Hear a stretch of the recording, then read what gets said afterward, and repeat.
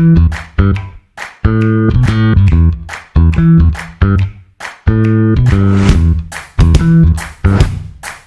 listening to the Common Fan Podcast, a Husker football podcast for the common fan, by the common fan.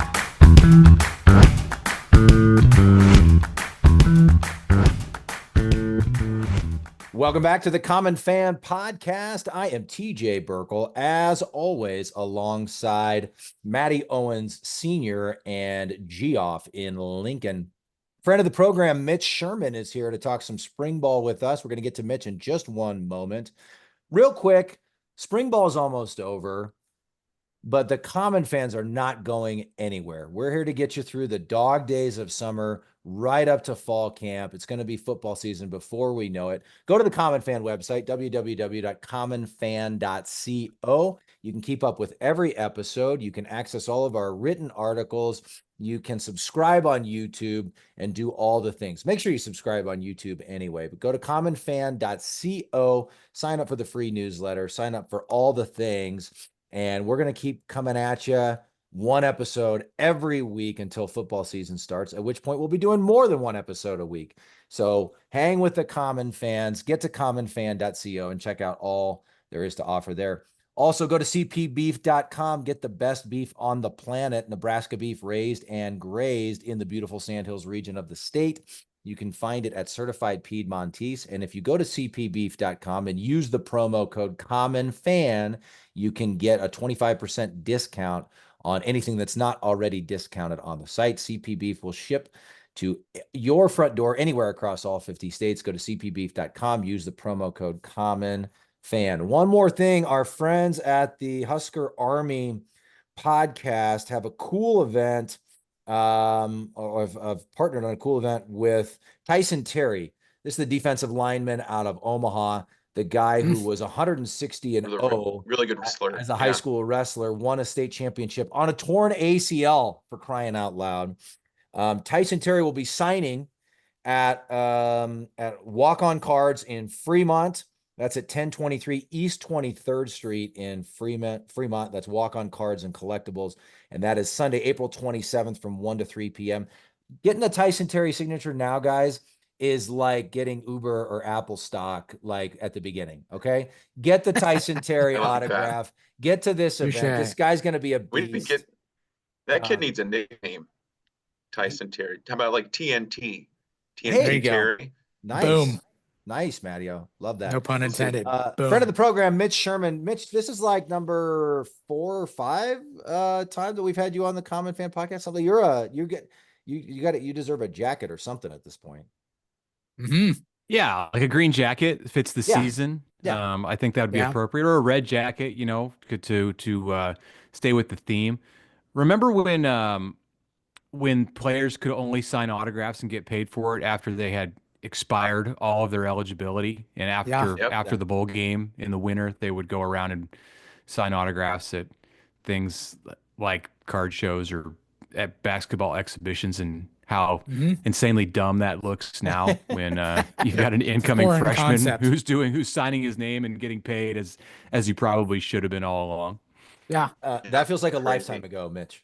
Yeah. I don't remember that actually. No, I'm just kidding. Would they ever go to the Village Inn? You remember when about once a year, there'd be about 3 Kansas City Royals players who would come sign autographs at the Village Inn. Yeah. My dad took me to that a few years ago. Why the Village Inn? Why? Because it's a fantastic restaurant. I love Village Inn. You get a skillet and some pancakes while you're there, and get some autographs. You get a skillet and a pancakes and Brian McRae's autograph. Yeah.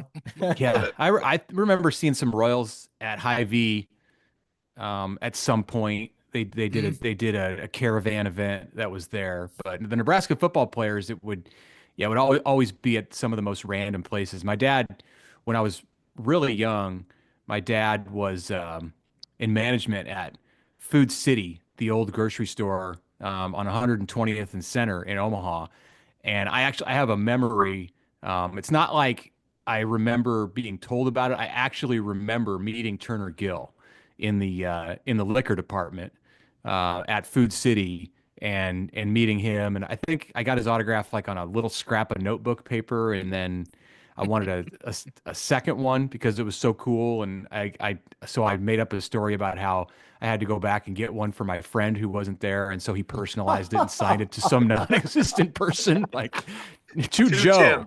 Tim. Who's that? That's great. That is outstanding. I also Love love it. Turner. Turner was probably, having trouble. The guys weren't grasping the option. He was getting frustrated. And so he needed a bottle of brown stuff or something. I love that. That's where you met him. I mean, he was of age. I hope he got out of there with something good right? as a partial form of payment for his appearance. I love that. I love that. Mitch, real quick, what's going on at the Locked On Nebraska podcast? You can also find Mitch's all his great stuff at The Athletic. Of course, subscribe there and check out the Locked On Nebraska podcast. What are you guys doing over there right now, Mitch?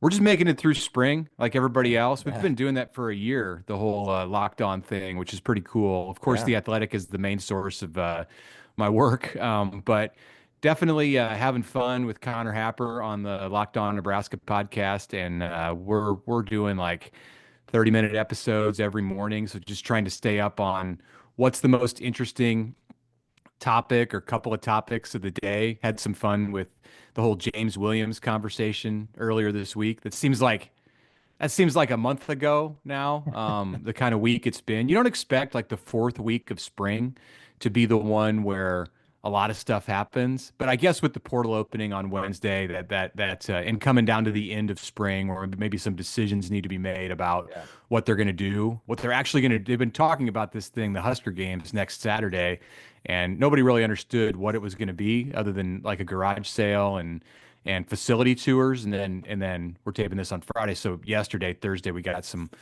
clarity from Matt Rule. So a lot has happened this week since the James. Usually on Fridays on Locked On, Connor and I will do a mailbag and kind of just review the week, get our listeners to hopefully ask questions that allow us to review the week, or if not, make up questions that sound like our listeners are reviewing the week. And we didn't even get back to the James Williams conversation. That was on Monday, just because it feels like so much has happened since then.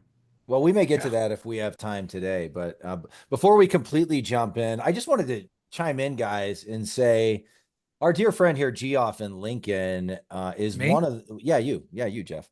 One of the most. I didn't realize how humble you were, Jeff, and I shouldn't say it like that, but you're so humble. You didn't tell us you were the closest to any of us to playing major college football. Story came out this week that Mike Leach had the idea of putting a little person in the backfield and having him be thrown over the line of scrimmage in short yardage situation. What the hell is your problem? And so Geoff would have been absolutely perfect for that role. If that had caught on, I have no doubt Geoff would be a Husker legend. And so hats off to you, Jeff, in this Easter season, your practice humility in the way of our Lord. So thank you for your humble leadership. In some ways, Dana Holgorsen is like the living embodiment, like the memorial tribute to Mike Leach. So perhaps you could, I might have some eligibility left, Mitch. Yeah, you could maybe work something there with him, and they could throw you over the line. I mean, I heard that Leach got talked out of that. Nobody's talking Dana Holgorsen out of anything that he wants to do with the Nebraska offense. So if he wants to throw somebody over the line of scrimmage, then he's probably going to do it. Dana, I know you're listening right now, so hit me up. I'll give you my cell phone number, my email. Let's go. Well, yeah, let's do this. Dana's obviously a regular listener, so we'll be in touch, Dana. Right. But this is I love it, Mitch. This is a great idea. Jeff, we're helping you. We're bringing you opportunities here. I mean, you pair that with my 7-minute mile, and I am quite the athlete. So that's right. That was unverified and 25 years ago, but that's fine. All right, Mitch. Speaking of Dana Holgorsen, it's been curious to me that Rule and Holgorsen and everybody keep talking about the offense and basically saying we're going to do the same stuff we've been doing. The terminology is the same, the schemes are the same, et cetera, et cetera. But you have to assume Holgorsen will put his own imprint on the offense and sprinkle some Dana Holgorsen magic on it. At least that's what I think about when I'm falling asleep at night. I'm hoping for. What will Nebraska's offense look like under Dana Holgorsen? I don't think it's going to be the same offense. To start with that. Okay. I mean, there's a lot of the same pieces, or some of the same pieces. I mean, you can look at Dylan Raiola and Emmett Johnson and Ja'Cory Barney and Luke Lindenmeyer. There's players there, a couple of offensive linemen, or maybe more than a couple, but Yeah, I mean, it wasn't the same offense really in the final 4 games of 2024. Um, and I think as much as it changed, probably not the first week, but after they had a little bit of time to get settled after Holgorsen did, you saw it change and probably just get more whittled down to the things that he found fit the players who were in the system. I think the change from the end of 24 until the beginning of August 28th of 25 is going to be quite a bit greater than what we saw over the course of late last season. I mean, the one thing about Matt Rule that he makes no doesn't even try to hide at this point is his only job, and he said this on Thursday, is to win football games. And other coaches in the past who have had other tasks, who have tried to do things other than win football games at Nebraska, have lost their jobs ultimately because of it. So I don't think there's a lot of benefit for Matt Rule to give away a whole lot of what Nebraska wants to do offensively, defensively. I mean, you might say, oh, it'd be nice for the fans to be able to eat that up in the offseason and have things to get excited. No, he's kind of done with that. Like that's maybe Matt Rule of 2023 and 2024. I'm not saying that he's all of a sudden going to become paranoid and just hide everything, because I don't think that's in his personality. But there's also just there's no plus side to giving away what they plan to do offensively. I think, yeah, Holgorsen, time to tinker, time to bring in some of his coaches, some of his pieces that he has through the portal and through recruiting. They're going to do different things. I don't know exactly what that's going to be. They're not going to go to the air raid, but I think you'll see some two-back, which we didn't get a lot of in a bit at the end of the season. I think you'll see more of that. I think you'll see some 4 wide receiver stuff, 3 wide receiver stuff. You'll see double tight ends. I don't think the offense is going to look quite as gimmicky as it did at times in 2024. And what I mean by that, it seemed like at times last year, Nebraska's bread and butter was like an end around or a shovel pass or the kind of stuff that like works if you do it once or twice a game, and Nebraska was doing it like 8 to 10 times a game. It'll be different in the sense that they don't do that. They don't hang their hat on that. So, but yeah, whatever changes there are, I think when we get to like the Michigan game, which I believe is the Big Ten opener at the end of September, you're going to look at the first 3 games probably and say, all right, yeah, that offense was different than what Nebraska ran in 24. Well, it certainly will help. I think we think we've got a guy in the backfield, right? The Common Fan podcast is big. We're big Emmett Johnson guys. He's the head honcho. There's no questioning that. We talked about this a little bit with Evan Bland. There's at least a little bit of concern. I think if you're looking at the roster, what's behind him, there's not really any experience there. Quentin Ives seems to be kind of a favorite amongst the coaches. But Mitch, do you think that they go and try to get maybe a running back in the portal or something just to kind of shore that up? Or you think they're just that high on Ives and some of the other guys? I think they'll look. I think they're legitimately comfortable with the 1-2 punch, but it takes more than that, and they know that. The coaches know that better than anyone. I don't know that they're comfortable with what they have at 3 right now, and that would be Mekhi Nelson, most likely. I think if they're making a depth chart today, it's Johnson, Ives, and then Mekhi Nelson, the redshirt freshman who was a late add to the recruiting class a year ago and was impressive, according to coaches and players on the scout team, but they have not talked as highly about him. Like he's in the category of players who still need to get a lot of reps. So if you can go find somebody that you can plug in and be ahead of him, then I think they'll explore that possibility. I don't know if that back's in the portal. I don't know if that back's going to be in the portal. If he is, I don't know if he gives Nebraska the time of day. Maybe he's already there.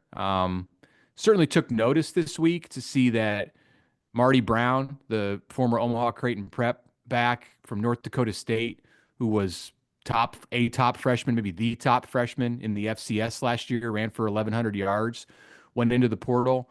But I'm not sure if you were to pursue him and get him, is that because he's an Omaha guy? Because at this point, I don't think that matters. Like if you want him, you better want him whether he's from Omaha or New York, whatever. Sure. So is he better? Like if you brought him in, would he immediately, or could he by the time the season began, him or any back, become the second or third option? That's the question I think that these coaches have to ask themselves with the running back spot. I'm with you guys. I'm not entirely sold that they have all the depth that they need there, and they're going to have to stay healthy. That's you just can't afford to have an injury or two there. But I think they'll look, and I'm not convinced that they're going to take action. How much fun would we have if Marty Brown joined the team? We're already calling Emmett Johnson Emmett Brown, as in Dr. Emmett Brown from Back to the Future. 88 miles per hour. If we got a Marty on the team as well. Oh, wow. I mean, I wonder why. He was Marty Brown at prep. I saw him play in high school, and he was Marty Brown. Run for Marty. And then he became Charmar Brown, which I'm guessing is not his given legal name. But Charmar is what he's gone by at NDSU. The Marty Brown thing is really intriguing as a Back to the Future. I'm like a huge Back to the Future fan. Yes, so are we. To have like a Marty and a Brown in the same name. Maybe that's actually why he switched names, because he was so tired of people like referencing Back to the Future when his name was called. Like he probably had teachers in high school who were like, Marty Brown, what is this? Have you seen Back to the Future? Yes, I know the movie. Probably got called Slacker a lot. Slacker. Mm-hmm. And his name is Marty, and he's a running back. Like we'd be saying, "Run for it, Marty," all season long. Yes, all the time. 88 miles per hour. 88 miles per hour. 88 miles per hour. 1.21 gigawatts. All of it. He's a DeLorean. He's the DeLorean of running backs. Yes. We could go on and on. We go on forever. We could go on this whole episode, Common Fans, with the Back to the Future references. Mitch, so Dana Holgorsen had a press conference last week that was pretty interesting. He went over a few things regarding wide receivers, and we're in that time of year right now, I think, and TJ and Matt have talked about this before, where we've talked ourselves into believing that we've got so many weapons on the offensive side of the ball, many weapons. That happens. And then by the time the season rolls around, we're down to like one or two that we're confident in. But the one thing that jumped out to us was that Dana, in his words, actually said that Cortez Mills and Isaiah Mozee would be contributors this fall, and would play. And so that's awesome to hear. But what's odd about it is that probably around that exact same time, Hartley Gilmore decided he was going to leave the program. So I think what we were just kind of curious, was this a case of Gilmore feeling like he wasn't going to be getting any playing time or enough playing time? Or were there other factors that you might know about specific to him? I think Nebraska decided that Hartley Gilmore was not going to be a part of the program anymore. Ooh. Just a team within the team thing. It's each player's story is going to be his own, and they no two situations are created equal, and somebody else may or may not have had a similar kind of track as Hartley Gilmore and still be on the team, but he's not here. So he did something that didn't something happened that led to his departure. I guess that's about the way I can be most. I'm not really in a position to just say, yeah, here, I know what happened and I'm going to tell you guys. Like, it hasn't, nothing's been reported, and it's all kind of murky, but like it didn't work out for him, and he didn't have a choice in the matter to go depart. He's back at Kentucky. He landed back at Kentucky in the portal. Yeah. So there goes it sounds like one of those ahead, things where you just hope the kid made a stupid, mistake that a kid makes, and he's able to figure things out. Yeah, I mean, he'll be fine from it. Like, it's not going to derail his career. You know, he was able to go back to his old place, which is probably the best case situation for him. He doesn't need to learn a third coaching staff in just a period of months. Right. I mean, he's a young player, was very young for his grade as a college freshman. And you know, he could go be an all SEC guy. I mean, he has that kind of talent. Well, there goes our Happy Gilmore references and jokes. That's Yeah, it. dang it. Back to the Future, Happy Gilmore. Yeah. We had a lot of good references here. That's just one less. Damn it. Mitch, do you get the sense that they feel pretty good still about the wide receiver room absent Hardly Gilmore? Yeah, I think he would have been a complimentary piece this year, probably somebody in the category of players that was with the freshmen, and Cortez Mills and Isaiah Mozee might have been in a spot to do even more than Hardly Gilmore. I'm not sure. He had a year on those guys as far as his college development, but not so much in like the overall life development. I mean, they were similar age, in chronological order. They feel good about the top four, and you could see that by the end of August extending to the top seven. So you have Ja'Cory Barney, Dane Key in no particular order. I think Dane Key is like the leader there, just because of his college experience, 3 years at Kentucky. So you got Key and Ja'Cory Barney. Isaiah Hunter has been a stock up guy this spring who's really come a long way, and he's got size. He's 205, 210, and according to Holgorsen, he plays like it. He looks like it. It looks like a good 205 if that's where he was at when we saw him the other day. And then Janiron Bonner, people forget, he's a Swiss Army knife. He's back. Like they can run the ball with him if needed. He can block. He can play tight end, hybrid tight end, and he's a receiver too. So those four are at the top of the heap for sure. And then you slot in the freshman, and it's a redshirt freshman in Quinn Clark, who's highly regarded in the program and was one of the players that I think a lot of people expected last year, around the time of the bowl game or even slightly before that, would break out, and it didn't quite happen. But he was getting good reps at practice, and they love his size and just the catch radius, that kind of stuff. And then we've mentioned the two true freshmen. I think there's some others. I mean, there's like Keelan Smith, who's been hurt this spring, son of Neil Smith. Quinn Clark, of course, is the son of Ken Clark. So talking about a couple of ex-Nebraska greats. And that gets you up to like 7, even potentially 8 wide receivers. So they feel good. They feel good there. It's not like they have this abundance of so much depth and talent that you can afford more things to happen, like what went down with Hardly Gilmore, but they're still in good shape. And I like the mix of types of players they have in that group. I mean, if you just look at the top 4, you have some size, you have speed, you have I think a slippery guy in Barney, somebody who can run a defensive player over in Bonner. Key and Hunter are more combinations of those things, and there's sure-handed.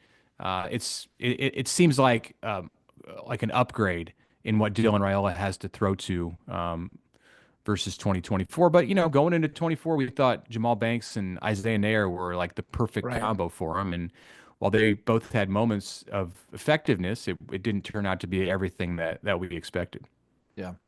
So keeping it with the offense, and speaking of Dylan, and I wrote about this a little bit this week, but we're recording this on Good Friday. It'll come out Monday. Hope all the Common fans had a happy Easter, by the way. But this last week, the college football universe was kind of overtaken by the news out of Tennessee about Nico Iamaleava, if I'm saying that right, the quarterback who started as a freshman last year and was set to come back to, by all accounts, a pretty good situation at Tennessee. They were a playoff team last year. Coach Heupel appears to have that thing rolling. And news broke, he skipped practice on Friday, April 11th. Then he skipped the spring game on Saturday, April 12th. And as of this moment, he's no longer with the Tennessee program. Now, there are conflicting reports about the why behind it. A lot of people thinking that he wanted more money from Tennessee. You also had a report of a family friend basically saying, no, his dad was just wanting to make sure they're shoring up the offensive line or the wide receivers. Seems odd to me that you would essentially hold out if you felt like you needed a new left tackle or something. I mean, I'm assuming this has to do with money, but let's be fair. Nobody knows for sure. But what jumped out to me, Mitch, was sort of the contrast of what we see from Nico and Dylan Raiola. And look, Raiola's getting paid, and he's going to get paid too, and he's going to make sure he gets what he's worth. Like, no, we're not naive here. But when you see Raiola, everything we've heard, he's going on when high school recruits come, he's going on the facility tours with them. He's reaching out. What Neziah Hunter said about he hit the portal. First guy he heard from, coach or player, was Dylan Raiola. Raiola is clearly not just from Nebraska, but from any school, from anywhere. Yeah, right. And I mean, and he said, Raiola would be the first guy invited to his wedding or something like that, right? You hear this over and over. Dane Key has talked about him. He and Emmett hang out all the time. You see him in the community, not just other Husker sports games, but high school basketball games and that sort of thing. In addition to, you hear about how hard he's working. He's in the film room. He's taking boxing lessons. He's doing all these things. I mean, that's a full-time job in and of itself. On top of that, he's making himself the face of the program. He's committing to getting talent to Lincoln to make the program better. That is such a contrast to what we're seeing or what we saw in Knoxville. I'd just be curious your thoughts on that. And I want to have the rose-colored glasses. I want to believe Dylan is, all in, but it's hard to argue anything else, right? I mean, the guy is fully committed to trying to help build a winner in Lincoln. It sure seems. It's pretty interesting that rival fan bases love to hate him. And I don't know, I guess it's all about like the Mahomes stuff. So he wears Patrick Mahomes' number, does some of the, I don't need to spell it out. You guys know, like everybody knows the Raiola Mahomes comparison, whatever, trains with the same coaches in the off season or away from Nebraska. Like, it's if you have the ability to do that, cool, go ahead and do it. Like, Dylan's 19, so he wants to kind of pattern some of his stuff after the best quarterback in the world. Oh man, I struggle a little bit to understand that being the source of hate against him, but that's kind of the world we live in and what it's like out there for college football players and college football fans. And some of it too is that he was a 5-star and a high-profile guy, and he certainly struggled in moments last year, especially in the middle of the season. Nebraska could not win games when it had opportunities to win games with its offense in the fourth quarter. So I think all of that kind of plays into the Dylan dynamic, which makes it even more notable, I think, that he has put himself out there and wanted to be all in the way that he has in such a public manner. He does a nice job, and he gets a lot of help here from the people around him. And of course, I'm talking about his family, his dad, his uncle, and just like the community of support that he has that goes back, that way predates his time at Nebraska. He does a great job. The Raiola team does a great job of seeing the big picture, and it isn't so much in the big picture for him to be squabbling with his school about being the highest paid sophomore QB in the Big Ten or the highest paid sophomore QB in the country or whatever, on par with this guy. Like, if you do it right and things work out the way that they are confident that things will because of his talent, then like, this is all small potatoes. Like, the big payday is down the road to come in the NFL. You don't need to like create division now. It's extremely counterproductive, and it's going to cost you if that's the way that you act while in college. Like, all of the NFL eyes are on these college players now to see how they're acting in the moment. And while if Nico goes on at UCLA and it appears he's gonna be at UCLA for his next stop. If he goes on and wins the Heisman or is an All-American, NFL scouts are going to overlook kind of what happened here in this holdout situation, for lack of a better way to describe it. But if not, and he's like a marginal guy, maybe he's a first rounder, whatever.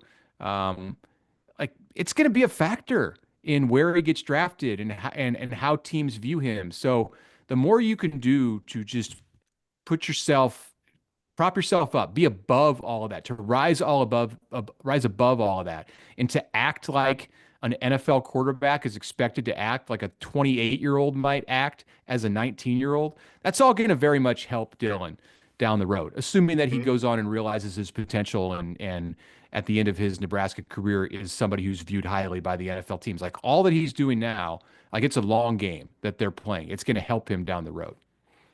Absolutely. To your point, like, you're an NFL GM or a head coach, you're already seeing a kid that's putting himself out and really marketing himself, and you're looking at him like, that guy could be, if the talent's there and the results are there and the production on the field's there, that's a face of the franchise kind of kid. That's how I would look at it. Like, rose-colored glasses, all that, and we're biased, but I think for me, it's a Husker fan. So many of our quarterbacks over the years have been, I guess, for lack of a better term, reluctant to, like, embrace the fishbowl, right? So for me, it's like refreshing to have a guy that's really just putting himself out there saying, hey, I'm the guy, I'm the leader, come with me. So I think that's really cool. And again, I know, biased and all that, but anyway, Mitch, you kind of talked about it a little bit. There's so many evolving things going on with this roster limit, and a lot of uncertainty. For those of us who aren't following all the proceedings and all this, what's the latest with all that mess? Are we last time we heard maybe there's going to be a grandfathering, and it seems like it's always evolving. What's going on with that now? Yeah, it is always evolving. Like, daily, things are changing on it. And for a period of time this month, it looked like there was going to be an exception made for players who were in the program at the time that this house settlement was finalized, and you wouldn't have to be, as a college program, at a hard 105 in August. That maybe you could be at, say, 120. They might draw up a number, or they might look at your roster in order to determine that number. Maybe Nebraska could have been at 130 because that's where its roster stands, give or take a player or two right now. As of Thursday, the latest comments that we heard from Matt Rule on this, it's going to be a hard 105. Like, that's the intel that he's getting from from whatever he has inside. Just a week ago, he was telling us that, he follows Ross Dellinger of Yahoo Sports for updates. Like, I think all of the public and some of the media are doing, people who are cutting, Stuart Mandel from The Athletic, who's covering the House settlement proceedings. But Rule, as of this week, seems to know a little bit more than he did last week. And he's saying, no, we got to be at 105. So there will be a little bit of leeway on injured players, and you will probably be able to begin the season. You're looking at, like, let's say late August, you got to have a 105, much like the 53-man roster set in the NFL. And then you could say, hey, these 8 players are injured and unable to play in 2025. So Nebraska they'll still be able to get the benefits of a football player. Like, maybe they can still make rev share money, they can still make NIL money, they can still use the training table or in the medical facilities and all of that.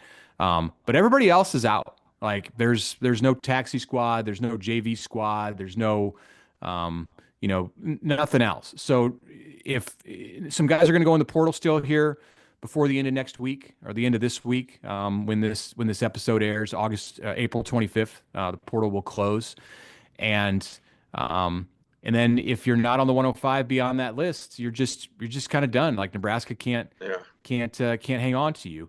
I don't know that the going in the portal is that, like, urgent, because if you get cut from the team in July or August, you'll be able to transfer anyway. It's not like they're going to, the NCAA is not going to hit you with like this double whammy and say, well, too late. You didn't go in the portal by April 25th and you should have known that you weren't going to make the 105. So you can't go anywhere else. Like there's going to have to be a little bit of leeway given to players who don't make the 105.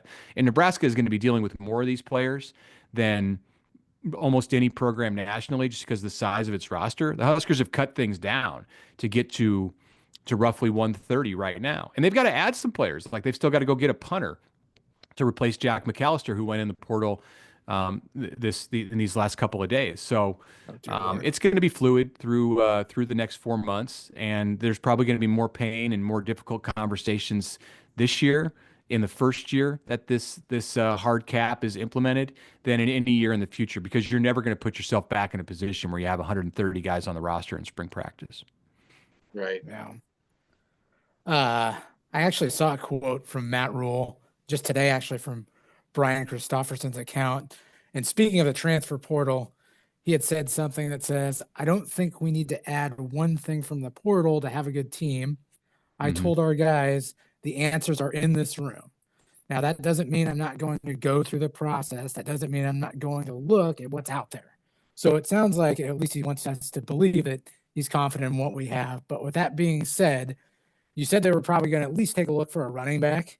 Do you expect a ton of activity from transfer portal for the Huskers right now, or how much do you expect? I don't necessarily think that they're going to look at running back any more than any other position. I think, like, if it was me, that would be a spot that I'd have my eyes open to, but they haven't said anything. In fact, every time they've been asked about running back and whether they wanted to look in the portal, they've shot the question down and said, no, we're happy with what we have. So that's more just like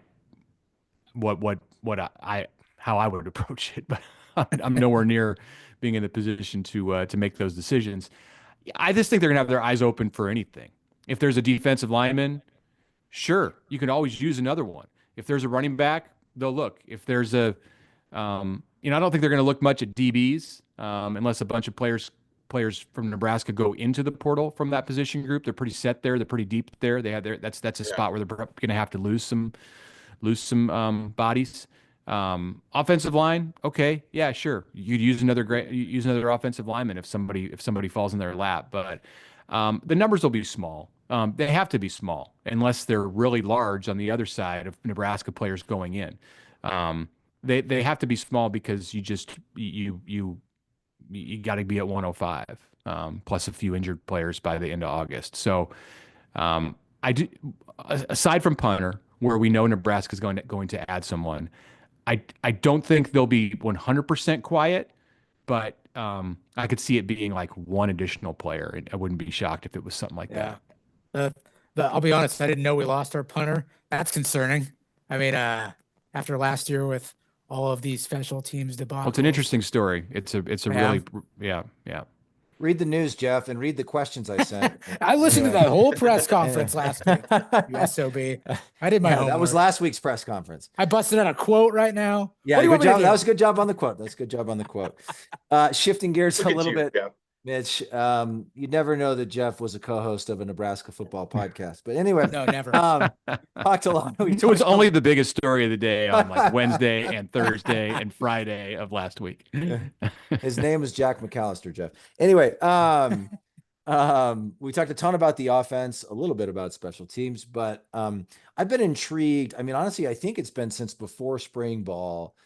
Matt Rule, John Butler, everybody that talks about the defense, the staff seems consistently confident that they won't suffer much of a drop-off, right? We all know the story. Tony White came in, flipped the defense, top 25 in total defense and scoring defense the first 2 years of the Rule era. And I think any calculation of the team overall making a patented Matt Rule year 3 leap has to include the defense.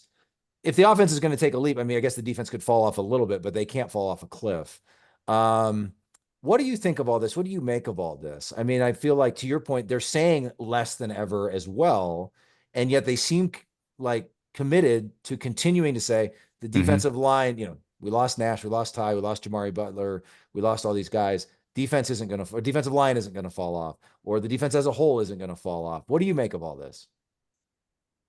Well, I don't think they're going to say otherwise if they thought if they were concerned. They're not going to come out in the spring and sound the alarm bells. But I know I think they're confident, and I think you can look around the defense and while there are some things that that raise a flag, like I'm not sure about the defensive line depth. I'm okay with the guys that they have at the top. I mean, I think now they're not returning regular starters, but I think Riley Van Poppel has been a big. I talked about Isaiah Hunter in this category. I put Justin Evans in this category, the center, but Riley Van Poppel's right there too, like big stock up guy this spring. Elijah Judy, probably not far off from the same category. Like he looks different. They both look a lot different than what we saw when those two came into the program. Cam Lenhart, okay, show us. Like you've been there 2 years. There's been flashes. Freshman year, like looked like freshman All-American type at times, and then other times on the field was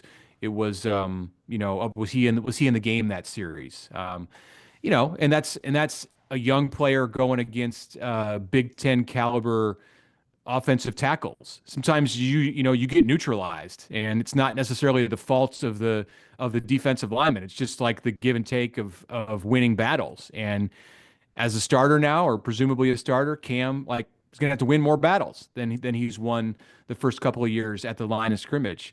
And then they have a couple of very promising, big, really high ceiling pass rushers in Keona Davis, who briefly toyed with the idea of going in the portal back in December after Tony White and Terrence Knight and the defensive line coach left. But Nebraska, from Rule on down to Butler and Terry Braden, the new D line coach, who was still like 2 months away from leaving the Chiefs at that point, but was also on board at Nebraska. Like they did a nice job of convincing Keona that no, this is where you need to be.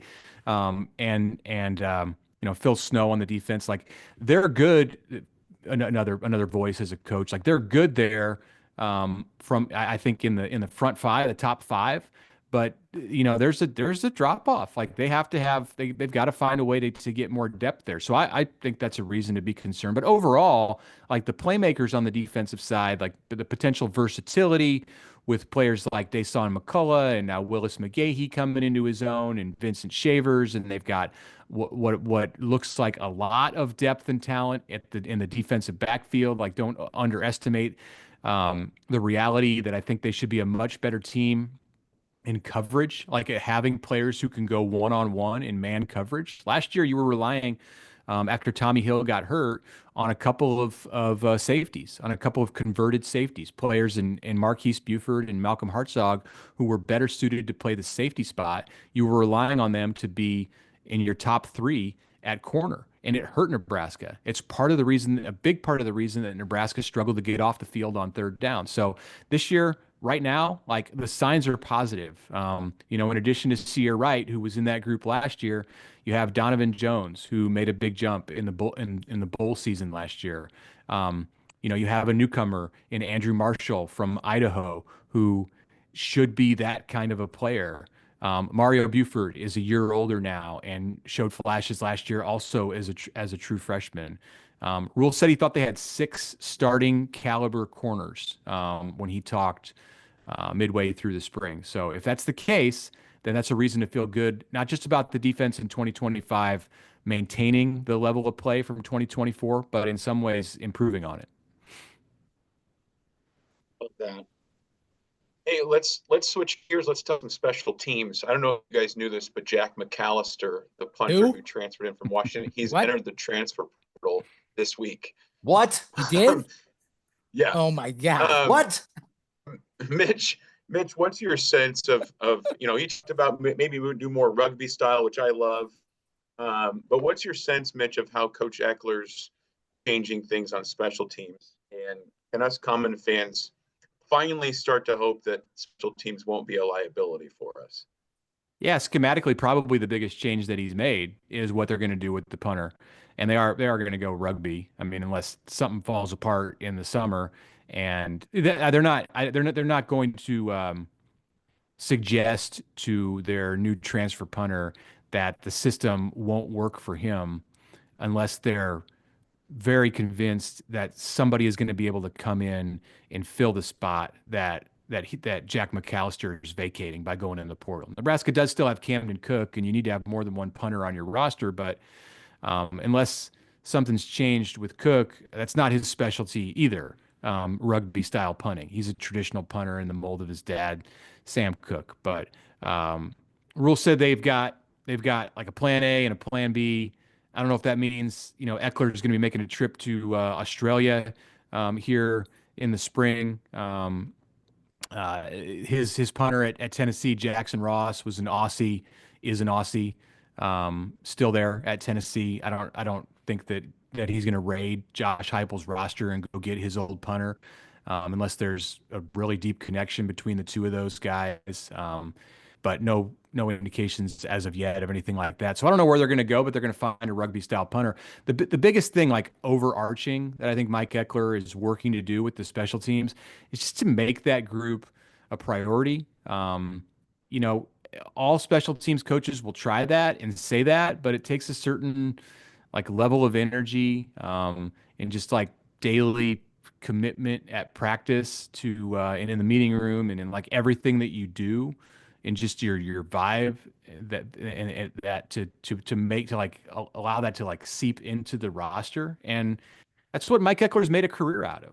That's what he did at Tennessee. That's what he's done at some of his other stops. It's why he's coached at some of the best schools in the country and like just has continued to be able to move around and get the kind of jobs that he has. It's what made him so coveted when this position opened up for Nebraska after last season. So yeah, I think that's schematically it's about shifting the style of punter and the way that you cover punts because what rugby allows you to do.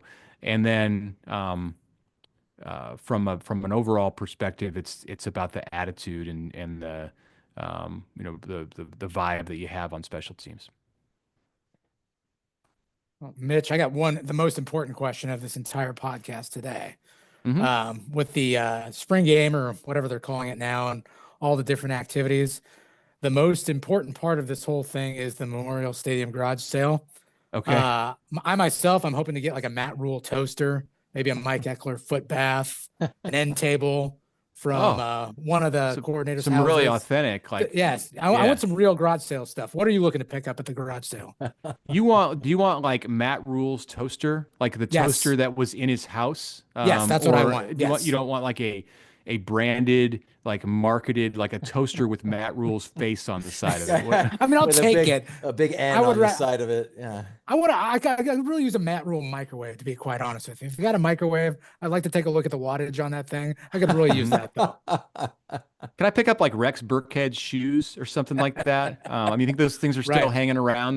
That's kind of more what I think while maybe you'll be able to get household appliances from the moves that the coaches have made over the years, like maybe Rule had a toaster in his apartment that he was the university rented him out while he was getting ready to move into his house. I don't know. Yeah. That's a possibility. A mini fridge. I ate toast from the machine that cooked Matt Rule's breakfast.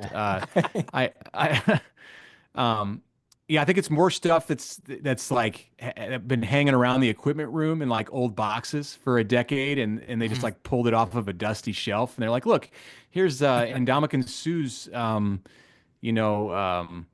tape practice jersey." Something like that. I'll go take a look. I don't know. Until you brought that up, I hadn't really thought about what I wanted from the garage sale, if anything. I know some people who. If there's a long line, I'm out. Like I'm not, it's not worth that much to me. I'm not waiting in a line. I don't know. Next Saturday is going to be an interesting day because Rule just kind of changed the game on us late last week when he said, "Hey, all that stuff about canceling the spring game, like never mind. We're actually going to have a spring game. Just the starters and like maybe the top 50 to 60 players, like they're not going to do anything. They're just going to be cheerleaders. They'll do like the skills competition stuff. They're going to kind of look to do something like the Pro Bowl. So that'll be fun because I know everybody loves the Pro Bowl. And then they'll actually have the third unit and on down, maybe even some second teamers go out there and play some live football. So it's like and the thinking there is some of these guys aren't going to be on the roster, and he wants to be able to get some tape for them to allow them to help find spots down the road. And others are, still battling out for positions at Nebraska, backup positions, and this is another opportunity for those guys to do that. But they're not going to risk anything like happened last year when Demetrius Hill or Demetrius Bell and Bly Hill went down with knee injuries, season-ending knee injuries in like a period of 5 minutes. Yeah, no doubt. Mitch Sherman, ladies and gentlemen, subscribe to The Athletic, subscribe to the Locked On Nebraska podcast on YouTube. Where else is the pod on the audio, Mitch? Where can they find Locked On Apple, Nebraska? Spotify, everywhere you get podcasts, all for free. So nice. You can subscribe, just whatever, set it to download it every day. That would be great. That's right. Awesome. Always a pleasure, Mitch. Are you taking any time this summer? You can take a little vacation or go see the Royals play or anything like that? Yes, all of the above. I'll see the Royals. Hopefully their offense is in a better position than it is right now when I see them in late June against the Dodgers. My son's last year of pre-high school select baseball, and so I'm savoring every minute of that. And we got a tournament in Kansas City, so into June I'll be there for that. My daughter's graduating from high school in a couple of weeks, so got a trip planned to celebrate that. So yeah, it should be an enjoyable summer, and then we'll be refreshed for Big Ten Media Days in Vegas this year ahead of the football season. Nice. Well, you'll be very refreshed, and you'll be energized to cover the season all the way into when Nebraska's in the CFP and well into January when they're still playing, right? Yes. From your lips to everyone's ears around the state of Nebraska, right? That's right. Thanks as always, Mitch. Fantastic conversation. Always love having you on. We will be back at you soon, Common fans. In the meantime, as always, GBR for life.